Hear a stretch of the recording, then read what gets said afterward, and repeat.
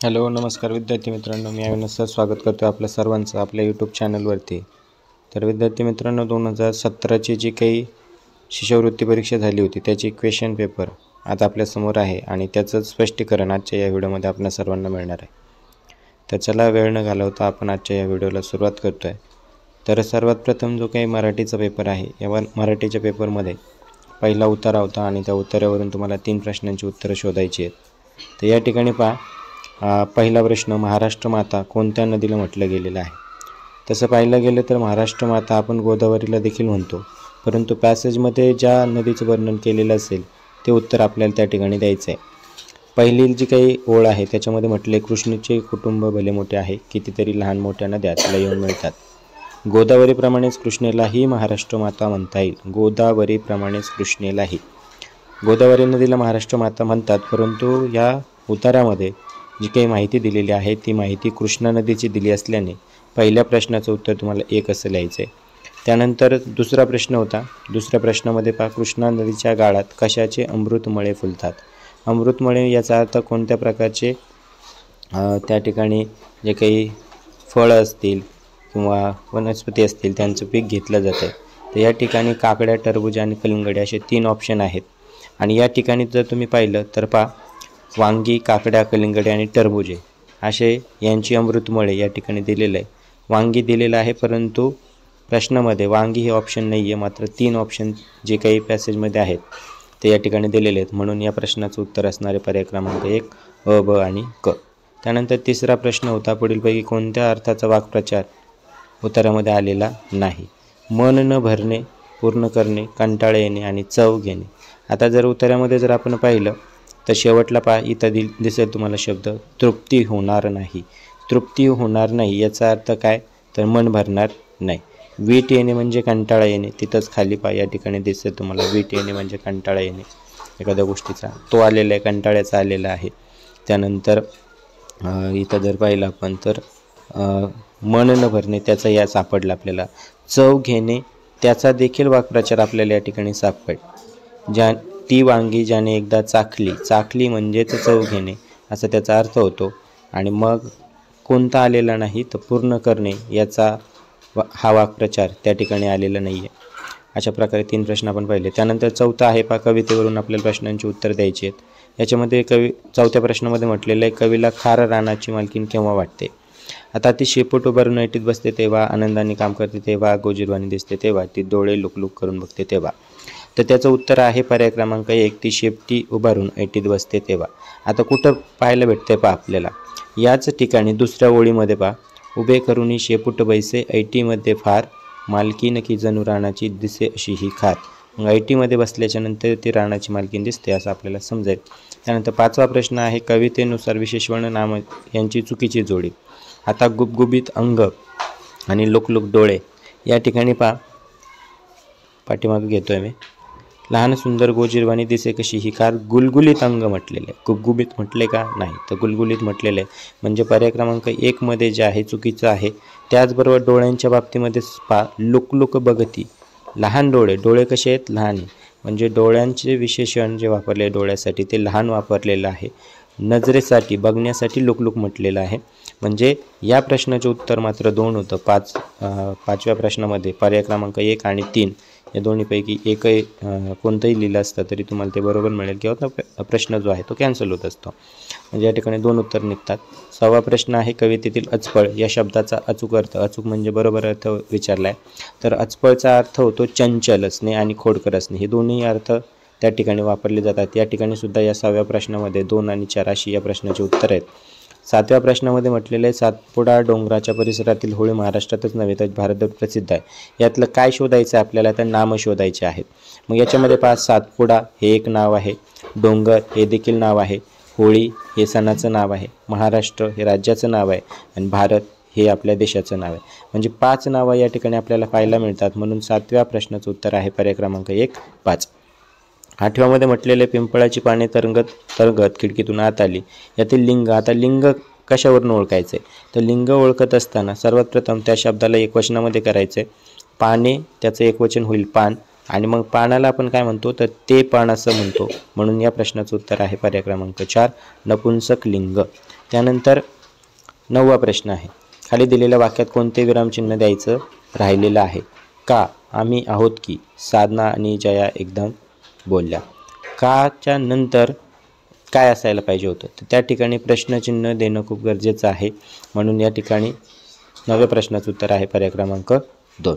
त्यानंतर पुढीलपैकी अशुद्ध शब्द आपल्याला निवडायचा होता आणि या ठिकाणी लगेच सापडतो 10व्याचं ऑप्शन आहे 1 नंबरचं शीर्षक. त्याची वेलांटी जी आहे ती दुसरी वेलांटी असते. कार्यक्रम, भवितव्य, ऐटीत हे तीनही शब्द बरोबर आहेत. पहिला शब्द चुकीचा आहे. अशुद्ध शब्द आपल्याला विचारलेला आहे. त्यानंतर 11व्या प्रश्नामध्ये म्हटलेलं आहे काळ ओळखायचा आहे. कितीतरी वेळ मी ते पाहत उभी असायची. आता उभी असायची याचा अर्थ भूतकाळातील गोष्ट आहे. म्हणून 11व्या प्रश्नाचं उत्तर आहे पर्याय क्रमांक 2. त्यानंतर 12वा प्रश्न आहे वाक्प्रचार व त्याचा अर्थ यांची अयोग्य जोडी आपल्याला, अयोग्य म्हणजे चुकीची जोडी विचारलेली आहे. रुंजी घालणे, भोवती फिरणे, कोसळणे, जोरात पडणे बरोबर आहे. दुसरा पर्याय बरोबर आहे. तिसऱ्या पर्यायामध्ये झेंडू फुटणे, तर झेंडूला फुले येणे असं होत नाही. तर झेंडू फुटणे म्हणजे काय, खूप भीती वाटणे. जनाई नावाच्या पाठामध्ये आपल्याला या वाक्प्रचाराचा अर्थ समजेल. त्यानंतर 4था आहे धूम टोकणे, पळून जाणे, हे देखील बरोबर आहे. म्हणजे पर्याय क्रमांक 3 जो आहे तो चुकीची जोडी आहे. त्यानंतर या ठिकाणी एक म्हण दिलेली आहेत आपल्याला. त्या म्हणीचं आपल्याला काय करायचे, आधी ती म्हण बनवायची.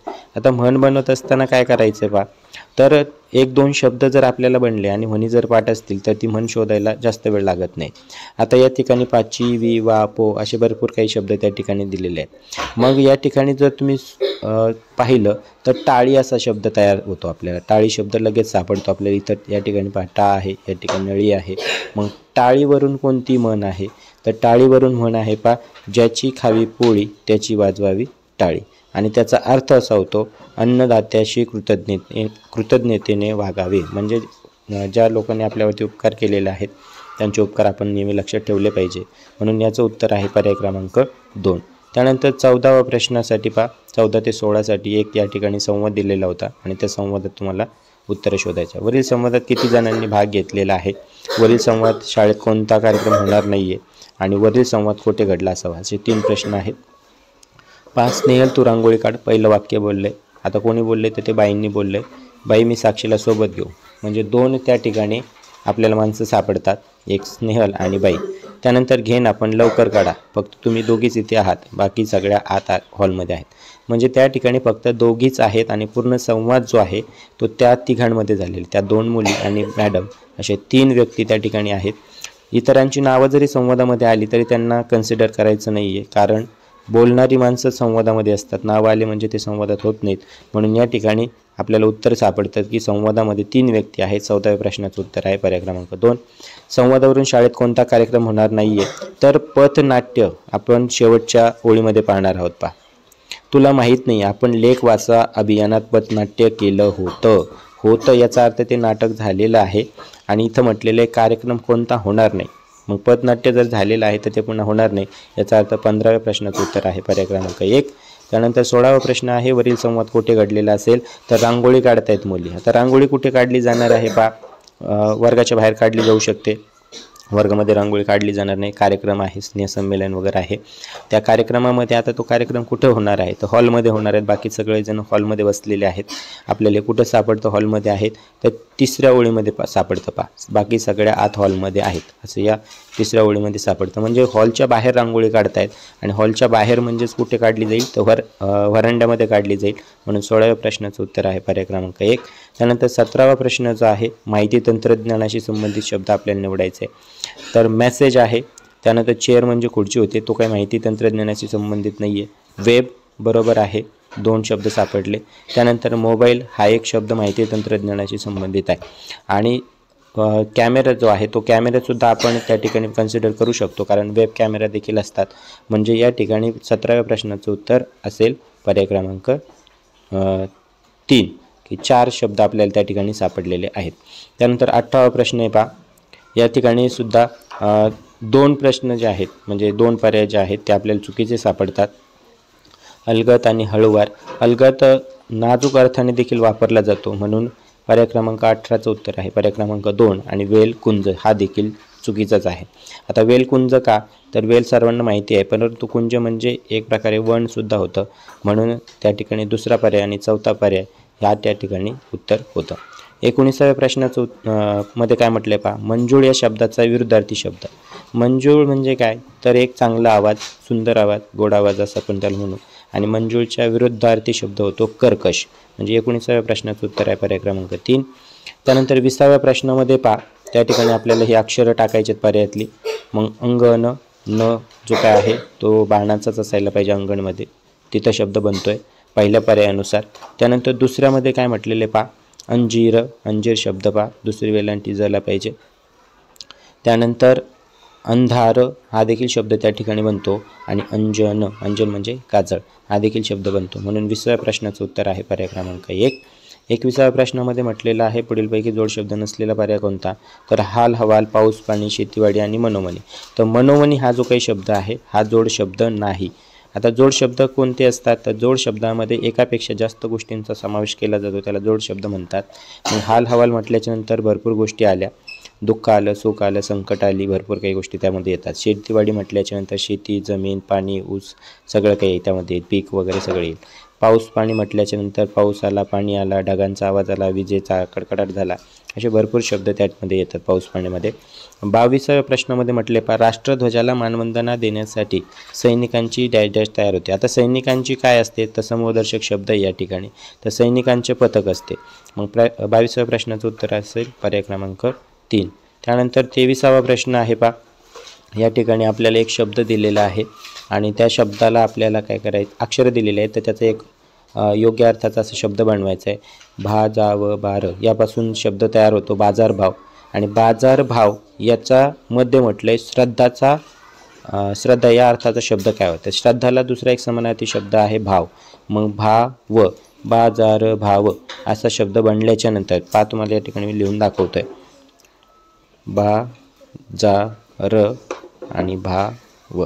तर या ठिकाणी मग भाव शब्द जो आहे तो कितव्या अक्षरांपासून तयार होतो शब्द बनवल्याच्या नंतर, तर याचं उत्तर असणार आहे 4 आणि 5. मग पर्याय क्रमांक 4 जो आहे तो या प्रश्नाचं उत्तर असायला पाहिजे.